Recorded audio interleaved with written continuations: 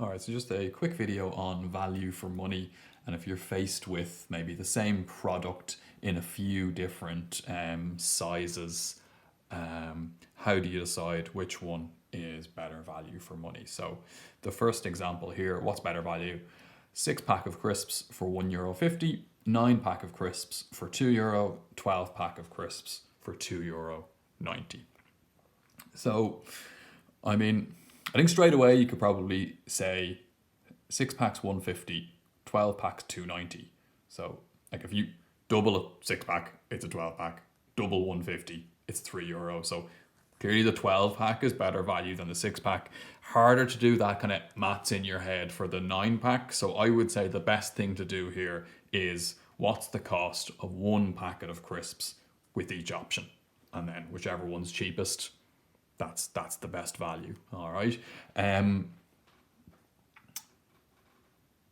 Yeah. So we'll tear away and do that. Yeah, I was gonna say it's generally the biggest packet which offers the best value, but not always. Okay. So I would expect it to be the 12-pack of crisps, but sometimes there's the oddities in the pricing that shops do, and maybe the 9-pack will turn out to be cheaper, or maybe the 6-pack isn't, but it could. So we'll call them option A, B, and C. So option A, €1.50 divided by 6.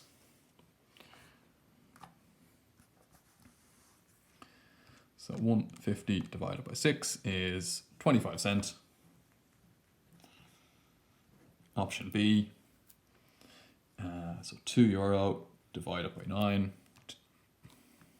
2 divided by 9 is 0.22. So normally with money we'd only ever round off to 2 decimal places because you don't get anything smaller than cents. But with these, sometimes you might be making quite a close call between two different products. So like this one could be 22222 and the next one could be 22111 or something, you know.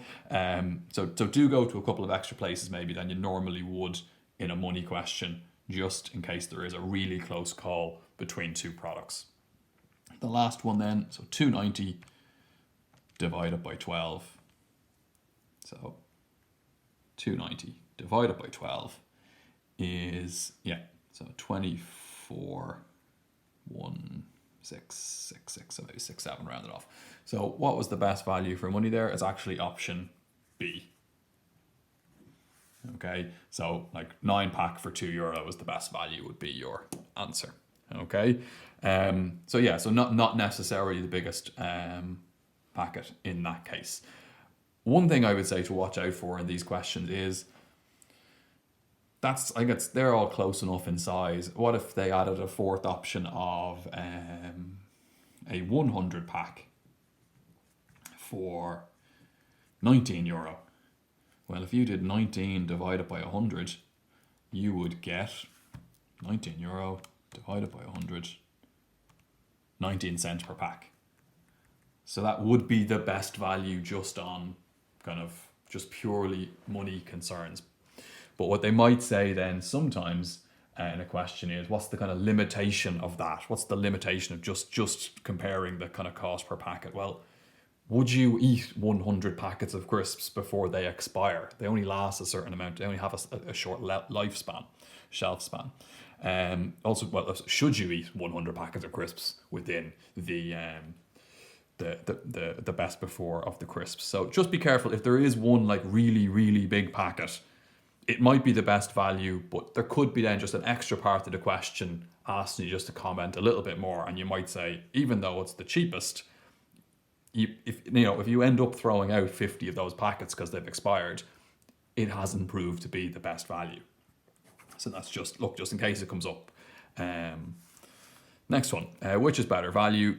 So that was just the cost of one packet of crisps, what I went to. This one here, which is better value? 750 grams of cornflakes for €1.55, or 1 kilogram of cornflakes for €2.20. So I think logical thing to do here is get the cost per 1 gram. So with option A, it's €1.55 divided by 750. So I'm going to get quite a small number here.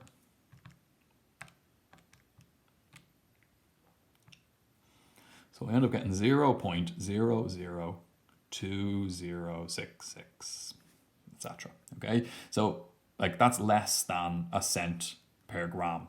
Okay, so normally, you know, I round to 2 decimal places in money questions, but with this one here, it's important that I don't, because I'm going to compare, I'd imagine, a similarly small number to this, and whichever of those very small numbers is smaller, that's the better value.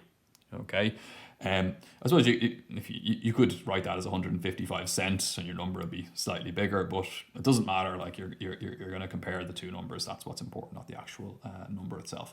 So option B then. So it's €2.20, and it's 1 kilogram. So that's equal to, there's 1,000 grams in a kilo. You need to know that. So divide that by 1,000, and 220 divided by 1,000. You're going to get 0.0022. So they're both 0.002, but then the fourth one in this is 0. The fourth number in this is 2.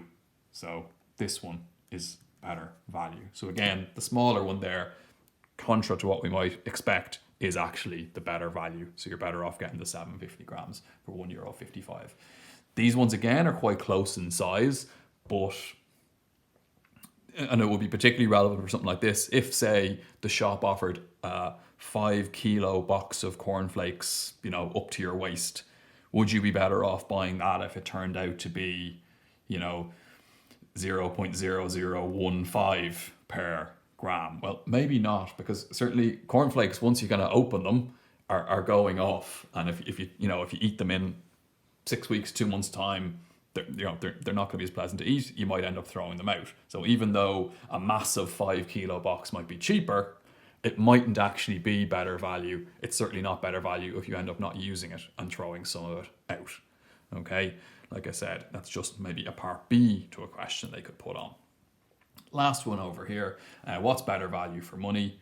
500 mils of milk for 40 cents, 1 litre of milk for 75 cents, 1.5 litres of milk for €1.45. So I suppose one thing I'd say about this is they're all multiples of 500. So, like, you know, I could certainly multiply this by 3 and I'd get 120, and I could compare that. I could multiply this by 1.5 to get up to 1.5 litres and figure that out. I could figure out the cost per milliliter. It's 500, it's 1,000, it's 1,500 there. But in this one here, they kind of prescribe what they want me to do. They say, to make your decision, calculate the cost per 100 milliliters. So rather than going down all the way down to the cost per 1 milliliter and getting a really small number like I get here, the cost per gram, it's saying get the cost per 100 milliliters. Okay, so with option A here, 500 milliliters of milk for 40 cents. So it's 40 cents divided by how many 100 milliliters are there in 500? There's 5. Okay, if it's kind of trickier numbers and you're not quite sure, 500 divided by 100. How many 100s are in 500? But obviously 5 there. So you'll do your 40 cents divided by 5, and you get 8 cents per 100 mil. B, it's 75 cents. How many 100s are there in 1 litre? Well, 1 litre is 1,000 milliliters. So divide that by 100 milliliters. There's 10 100s in 1,000. So you would divide this by 10, and you're going to get 0.075. So again, that's not what we generally round money up to the nearest cent, but because we're making a decision between very similarly priced products here, we're going to go to the extra decimal place per 100 milliliters. And then option C, so 1.5 litres is 1,500 milliliters. There are 15 100 milliliters in that. So you're going to divide your 145 by 15. So 145 divided by 15 is 0.0966, that's a 7, per 100 mil. So which ended up being cheapest? It's the one in the middle, option B. the 0.075 per 100 milliliters. Okay, so that's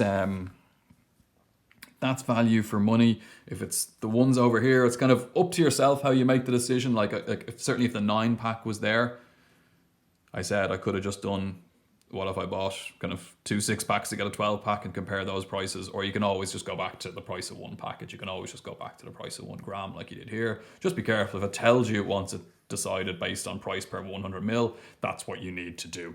Okay, just watch out for that extra part where they say maybe what's the limitation of this kind of best value calculation, and it is that like a really big packet. So like I said, if there was a 10 kilogram box of cornflakes you could buy that turned out to be really cheap per gram, but cornflakes kind of go off after a couple of weeks and you're the only one in the house that eats them, well, that 10 kilo one wouldn't turn out to be particularly good value, because you'd end up throwing a load of it out, and then the kind of cost per gram that you actually eat would turn out to be maybe higher than one of these two. All right.